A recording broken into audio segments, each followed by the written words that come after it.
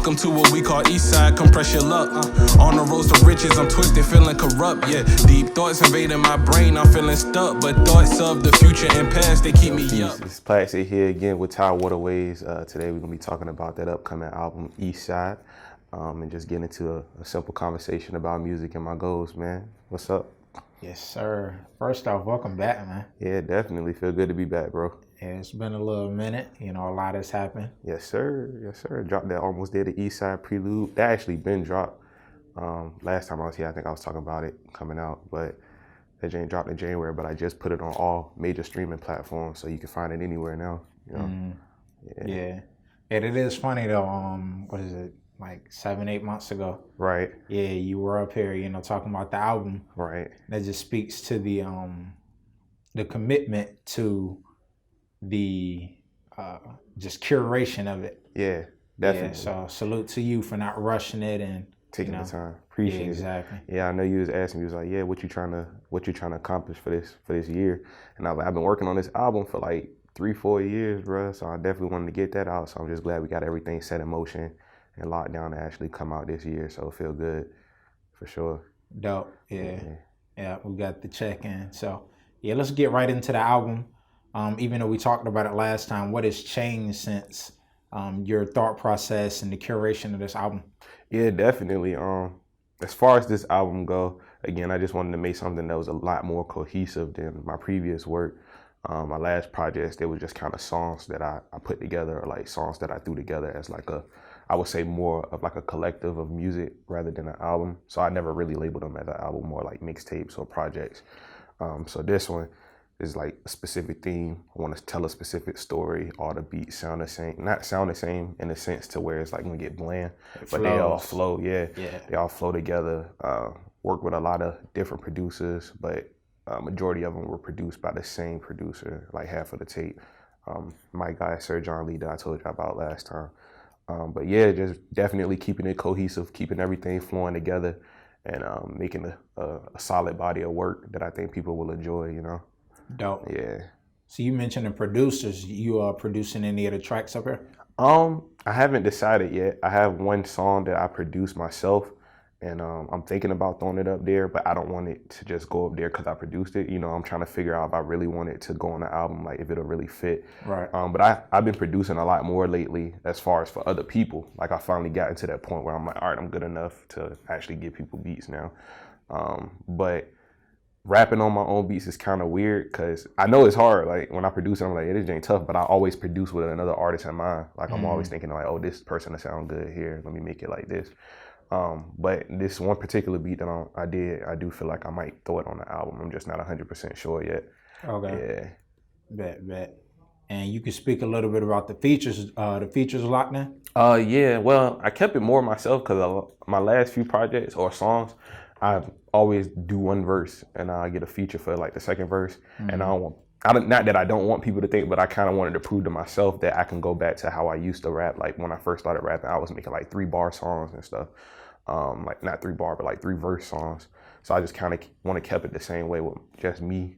I got 3 features in total on the album, and it's like 11 or 12 songs. So that goes to show you how much writing was going on and what I was creating there. But all the features are from Virginia. I kept it in Virginia. I got my boy Luke up there, and I got 2 other ones that I don't want to get a name out yet because it's my first time working with them. So I want people to kind of be shocked when they hear them on the tape. But it's all VA artists. My boy Luke, we've been rapping the whole time, though. That's my brother. So yeah, shout out to Luke. Shout out to Luke. You already know. Yeah, he's been on the platform a few times. Yeah, definitely. Yeah, that's dope. Yeah. So you spoke about the story. It's a story regarding the album. Correct. Yeah. Yeah. What exactly is the story? So like if you, as I mentioned, I dropped the prelude for the album. So the prelude is kind of giving you a little bit of intake of what you'll expect from the album. The prelude was just a whole bunch of high energy songs that I was recording with my boy T Minor. He's like one of the in-house producers, my main producer. So we was at his crib just working, you know what I'm saying? He was cooking up the beats. I was writing the verse, boom, getting in the booth and knocking it out. And when I made it, all of those were originally supposed to be for just the album. But again, they were like kind of up here with the energy. And then the other songs I started writing weren't really matching. Like they weren't too high energy. Like I said, everything's supposed to be cohesive. So I decided to take those songs that we recorded and just put them on a separate project so people can hear what I got in the works, and then have the main album actually come out and just call that like a prelude. So basically the story is just introducing me as a person and more as an artist on Eastside. And Eastside is just basically telling you where I come from, how a lot of stuff in the area can affect me or how that can affect the sound of my music. And just basically we got a lot of talent here in Virginia. So just stamping, Eastside in Virginia is not really a lot of places that's known out here. Most times when people think of the East Coast, they're thinking of New York or like northern, up northeast. Yeah. And then of course West Coast is Cali, down south the A. So I just kind of wanted to let them know, like, hey, we here. Like, Virginia is here. We're part of the East Coast. We're part of the East Side. And just basically let them know that we got some good talent coming out of Virginia, coming out of the East Side. You feel me? Right. Yeah. And how was your come up in the East Side and in Virginia in general? And how does it play into the music? As far as the music here, you're not going to hear too much as far as what other people are talking about. Like, a lot of people from, not necessarily from the East Side, but just a lot of people in general, not necessarily have the same story, but a lot of them either come up like in the streets or come up from like broken homes or like come up like having trust issues and stuff like that. And you'll hear that in the music. And I don't want to say that it sounds the same as everybody else, but it's like you've heard that story before. Like, a lot of people can relate to that story. But it's like people out there like me, like I never really had no sort of issues growing up. Like, I had both my parents and stuff like that for a while. I mean, they did break up later, but I had both my parents, you know what I'm saying? I ain't never been into like no type of street issues. Never really into like trouble. So like, I'm pretty much a solid base kid, and I'm just basically letting you know, like, it's people out here like me, even though I come up good, I still have my own issues and I still have my own problems that I like to talk about. So it's just basically talking about that, just letting you know how I am again as a person, but more as an artist, letting you know that we can rap about different stuff, but it'll still be something people can relate to, you know? Yeah, dope. Yeah. Yeah, salute to you for standing on that, because there's a lot of people. Faking the funk. Yeah, faking the funk, cap, whatever you want to call it. Yeah, and no knock on people that do come from that, and like, it's just all about being real. Exactly. But if you're not from that and you trying to, that's not gonna work. Exactly. So and you'll hear me say that stuff like in my past music. If you listen to it, like, I'll say some bars that sound like, bro, we know Craig won't really kill nobody. Like, but you'll always hear me say, I'm necessarily not me would do it, but I do know people that do really live that life. And I'm like, I'm not the one per se that'll do it, but if it need to be done, I do have people that I know I could call, or I do know people that'll ride, if you per se like will ride for me. So just letting you know, basically, like, hey, I'm not really into that type of lifestyle, but there's still people out here that's like me, Yeah. And to piggyback off of that, not even that, you doing it, but music is expression. So, exactly. It's okay to drop a couple bars of, maybe some things that, you thought not about in your direct life you thought about, but, if your whole persona is that, so. Definitely, yeah. So I just kind of wanted to go a little bit more in depth about how it was for me coming up and what I like to talk about, the things that I like to experiment with, and just basically relay on that a little bit more. Okay. Yeah. So let's talk about, we talk about the beginning. Let's talk a little bit about the middle and end. What are some of your immediate goals with the album? Right. And then, you can answer after, what are some of your like longer term goals with the music? Yeah, well, definitely for the album, as far as after it releases, I just basically want to make sure I get a solid flow of listeners. Like, I do have a lot of artists, like I keep an eye on like my main listeners, like off of SoundCloud, and I just recently got access to that information on Spotify and iTunes. And surprisingly, a lot of people that listen to like my previous work, they're not even from the United States. Like, it's UK and Japan. It's weird. So I'm like, all right, cool. I know that's where I got listeners at, but I do have people in Virginia that I know support me as well. So I just kind of want to bring everybody together and have like a solid body of fans. And with that, once I do build up a solid body of fans, then I get a lot more exposure into the music scene. I'm hoping that that'll lead me into doing a few different shows in different areas. As I mentioned, in the last interview, that was one of my goals, is to tour like outside of the state and outside the city. So I just kind of want to build that fan base, get that exposure from the album, and then hopefully tour from the album, and just go do a lot more shows, get a lot more exposure, and then get into the next project and work and just keep it coming, until we heard, basically. Yeah. Bet. And you said that you just got access to the information and your fans on Spotify. Yeah, and what was iTunes. that? Yeah, iTunes. Yeah. So did they have to unlock it, or Yeah, you how gotta does that work? submit, like you gotta prove that it's your profile. Cause like you Okay. can upload music, no problem. But then like after you upload the music, you gotta prove that it's yours. Like you gotta prove that you're that artist. Like Or they like verified if it. you're a manager, you gotta prove that that's your artist that you're managing. Gotcha. So like you gotta submit like proof that you own the word, proof of that you own the lyrics and everything. And then after they review it, they'll be like, all right, congratulations, here's your profile. And you can log in and like it'll show you all your stats, how many listens you got for like the month, where were those listeners at, the highest peak of streams and stuff like that. So now I can see that stuff. I used to be able to see it on SoundCloud, no problem. But like T Minor, he was talking to me because after I put the album on iTunes, a lot of people start hitting them up like, bro, like that new project is dope. And they don't even know I dropped that drink in January. It's been out. I just released it on iTunes and stuff this month though, or last month. So after I did that, he was like, bro, I'm telling you, man, you got to keep your music like on streaming services because a lot of people don't use SoundCloud. I mean, they do, but like they don't got no profile. And if you don't got no profile, when you try to listen to something on SoundCloud, like on your phone, it take you to a whole nother website. You got to like press play. That jank look all gunky and stuff. So after we got it on iTunes and he sent it to people, they was bumping it and it was like, yo, I'm rocking with this. Like now that they can actually hear it on like a streaming platform that they use. So I just kind of made sure I wanted to be able to access everything on all aspects and all levels of streaming. Okay. So yeah. Word. How you feel about the UK and Japan with most of your listeners being over there? Yeah, I'm trying to go to the UK. Okay. Like I know like it's like a far fetch or like it's a stretch, but a lot of people in the UK really like fuck with hip hop like heavy.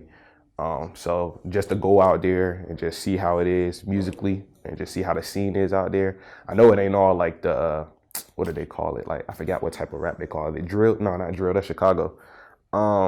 Dang, I can't think right now, but it's like they got their own music scene out there, and they have a name for it. Yeah, but I can't think of it right now. It's like something I forgot, but it's like a type of rap that they do, and I want to say it start with a D, but I can't think right now. Yeah, I feel like I know what you're talking about. Yeah, but I can't get the name. It's funny you said drill because I feel like that's it, right? But that's Chicago. It's like right next to that. Something like that. But yeah, they got their own scene out there as far as music goes. So I'm trying to like go out there, see how that is, and just see how people really respond and react to my music personally.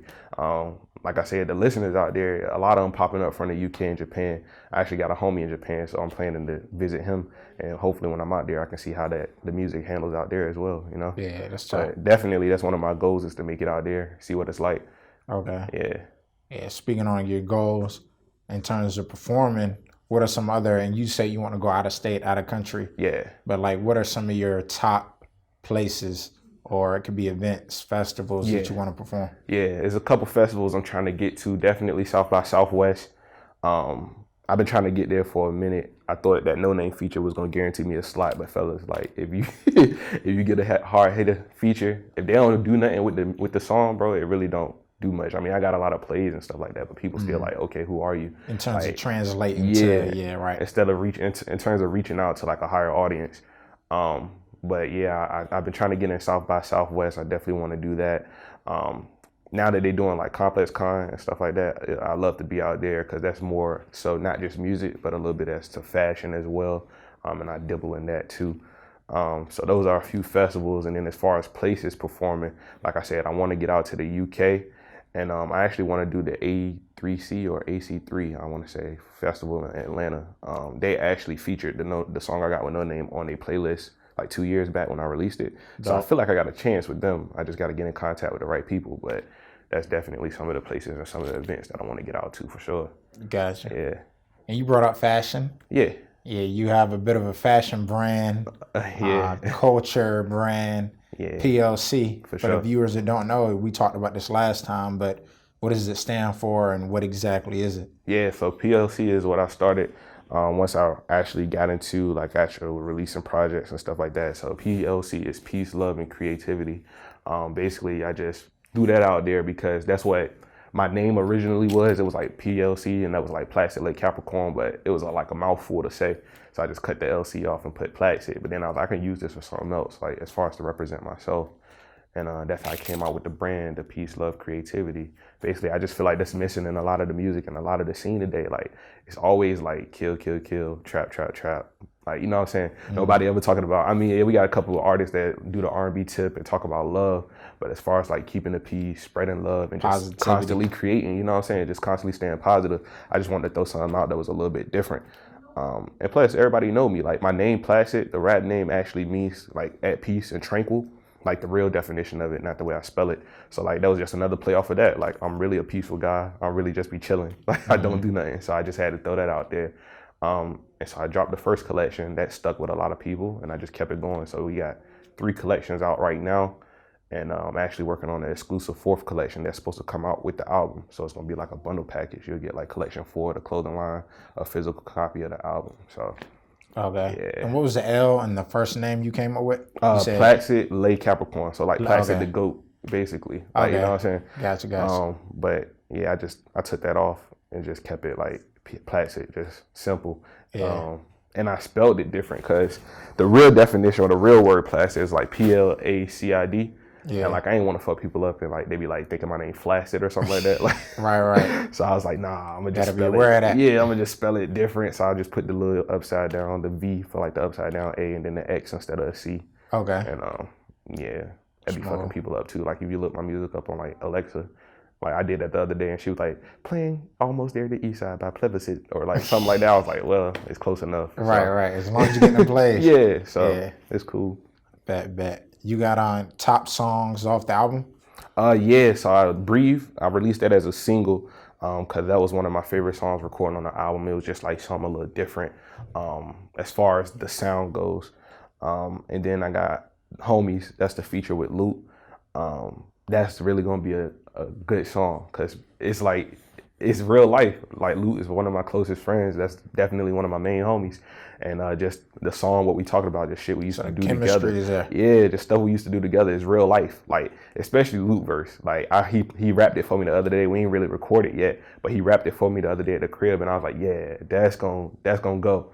So that one is definitely a top song. We got Breathe, we got Homies, and then we got Pink. Pink is one of my favorite songs because, again, it's personal. It's talking about losing my virginity, guys. But listen to it. I'm telling you, everybody went through this. And it's dope. Just like sound wise, like aesthetically, like just the way it sounds is crazy, especially when you listen to it in headphones or in like studio speakers. It's just crazy. The instrumentation is crazy. Wow. So yeah, those my top 3. The whole album slapped though. Those top 3. Like, how many songs? It's like 11 or 12. Like okay. I said, I'm trying to consider if I'm gonna throw that beat that I made up there or not. But without the beat, it's like 11 right now, not including like intros and outros. Right. And yeah, it's like 11 or 12, like a solid body of work. Yeah. Bet. Yeah. All right. So you got any, favorite, let's talk about the artists and any, music this year. Oh yeah. Like, not in general, but like, who are some of the people that you keep your eye on for the year? Oh yeah, definitely. So as far as like, do you mean like artists like locally or just in general? You could touch on both, it don't matter. All right, so locally, my boy Mike Strong, he released a project called Empty Pinata. Crazy, I'm telling you. Like, I don't know, bro. You ever just like hear somebody and you wonder how they rap or like what they thinking when they writing? Like, I heard the project and I'm just like, how did he come up with this, or what was he thinking when he wrote this? And I just kind of really want to talk to bro about that. But definitely keeping my eye peeled for Mike Strong. He already been going crazy, but now that he back with that project, it's going crazy right now. He definitely going up. Main wise, as far as a main local or a main artist, this guy named Baby Keem. I don't know if you ever heard of him. Sound very familiar. Baby Keem, I don't even know where he from, but he dropped a project called Die For My Bitch. That jank's stupid. I'm telling you, bro, like, you could play that anywhere and it's gonna go crazy. I actually did a event with my homie Justin. He just opened up a store called The Blueprint. It's like a vintage clothing shop in Norfolk. Shout out to The Blueprint. Y'all go cop some clothes from there. But I did an event there, and my dad was DJing. He left, so I had to take over the 1s and 2s real quick. And I dropped a song from that project, and you just seen everybody's face like they was like, yo, what is this? Ain't nobody heard it yet. So I played it, and then like my homie Eric and my homie Ace came up to me and they was like, yo, what's the name of this project, bro? You need to link me that right now. Like, Baby King go crazy. So definitely keeping my eyes peeled for him too. Yeah, I mean, that's really what I'm listening to music wise. I'm not just stuck in like one genre. And yeah, both of them, they going crazy. They definitely going crazy. Yeah, I'm gonna check that out. For sure. Baby King, Die For My Bitch, and then Mike Strong, The Empty Pinata. Okay. They everywhere. You can find them everywhere. Bet. Yeah. Appreciate the plug. Already. And you also just performed at St. Kinlaw's Day Music Fest. Yeah. You know, how was that experience? That's dope. Me and Scholarship, we always cool. He always like got some crazy events going on that I always want to be a part of. The last few St. Kinlaw's Day, I was unable to make it to do the work because I was just starting my job and shit, and I couldn't really take off. So for this one, once he announced it that this was the 5th year, like the 5th anniversary, I was like, oh yeah, I gotta be there. So I basically hit him up, you know, asking him if he need any more performers. He was like, yeah. He locked me on to the slot, and I went out there. The vibes was crazy as always. Everybody just out there is just so positive because it's an event for like one of his friends that passed away that he dedicated the festival to, and just basically showing love to him and his family, you know, helping support and stuff like that. So I just think it's a dope cause, and just to be a part of it was even better. A lot of people was rocking. I did gain like a couple more fans afterwards. They told me that they was really rocking with the music. So Salute. Yeah, it was a good vibe, good opportunity to go out there and express your talent and just showcase what you got. And it's not just all hip hop. It's not all one genre. He had a dope band out there called Religious Experience. I saw them last time at one of his events, but they was killing it this time, and it was just much love. I saw a few artists that I rock with that was out there. My boy Ganda and my boy Racism. They was out there going crazy. So it was real dope. Bet. Shout out to Ganda. Yeah, shout out to Ganda. He is an eater, boy. He was on stage ripping that shit, and I was just astounded. Like, I couldn't like do nothing because like, bro is crazy. Like, I told him we got to work too, so you might see some stuff from me and him in the future as well. For sure. Yeah. And we definitely appreciate the collaborations out here. Of course, you got to keep it going. We got to put each other on, man. It's not just a competition out here. Like, it's not a what he said. It's not a marathon, or it's not a sprint. It's a marathon. Mm-hmm. Yeah. And speaking of good vibes and festivals, performing. Yeah. Something in the Water was just out here. Right. I missed that too. Do the work, but I definitely heard that was crazy. My boy Luke and my boy T Minor, they was actually out there, and you know, they said the vibes was crazy. It was a lot of people out there, so it's definitely dope that they bringing something to the city that won't just impact the city. You know what I'm saying? It'll bring a lot more attention from outside sources. We had Jay-Z perform at Virginia Beach, bro. Yeah, like on the beach. On the beach. Like, come on. So like, that's definitely crazy. And I didn't go not only due to work, but I just came back from Dreamville Festival. So I was already down on like the bread. I had to ball out on that. You know what I'm saying? So but Dreamville Festival was crazy up in North Carolina. Cole bought out Meat Mill. So it's like a lot of different stuff going on with the music, a lot of different opportunities for shit to expand. So it's definitely going crazy.